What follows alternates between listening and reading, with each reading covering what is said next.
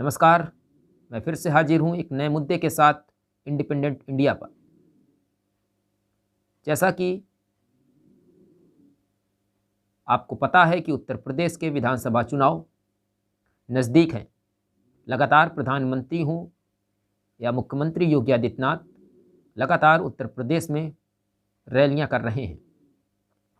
जैसा कि आपने देखा, आज प्रधानमंत्री नरेंद्र मोदी जी की कानपुर में रैली थी, जहां पर दीक्षांत समारोह और रेलवे यानी कि मेट्रो ट्रेन का उद्घाटन करने प्रधानमंत्री जी आए हुए थे, जहां पर लगभग भाजपाइयों को रैली में ले जाने के लिए लगभग पूरे प्रदेश से 2200 बसें बुलाई गई थी। आज का दिन यात्रियों के लिए बड़ा ही दुखदायी रहा। पूरे प्रदेश भर से यात्रियों को यात्रा करने में संकट की खबरें आती रहीं।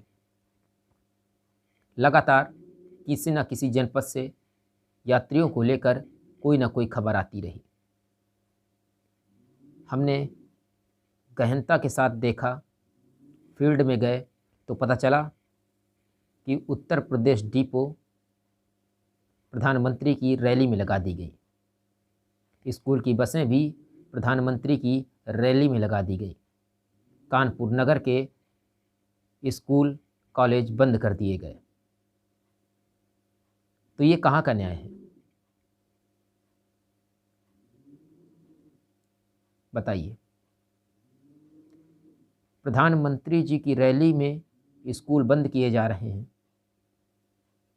क्या इसी प्रकार शिक्षा आगे बढ़ेगी?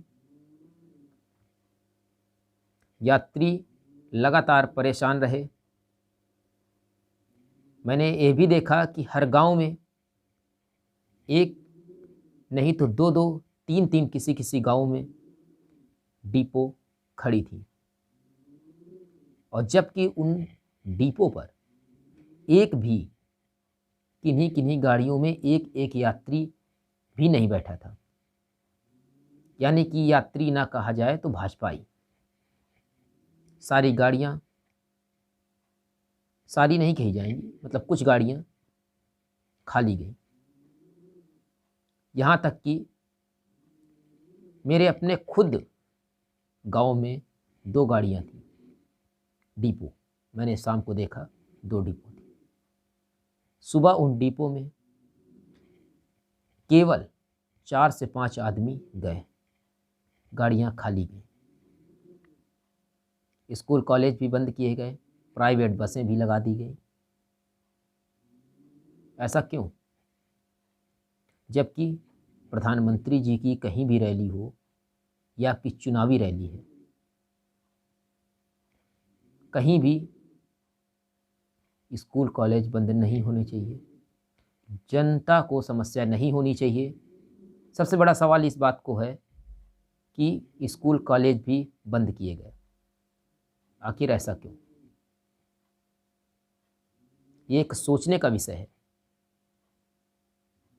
ये एक समझने का विषय है कि प्रधानमंत्री की रैली में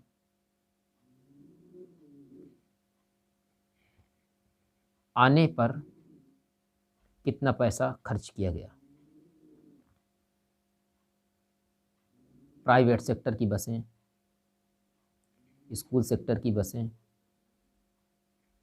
सरकारी सेक्टर की बसें, सारी बसें लगा दी गई। यहाँ तक कि आपको कुछ कुछ जिलों की हेडिंगें भी बताते हैं।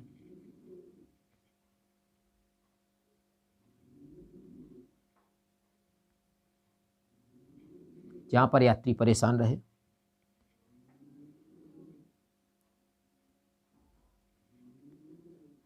हरदोई जिले में जहाँ से 65 बसें आई थीं, वहाँ भी यात्रियों की असुविधा पर खबरें आईं।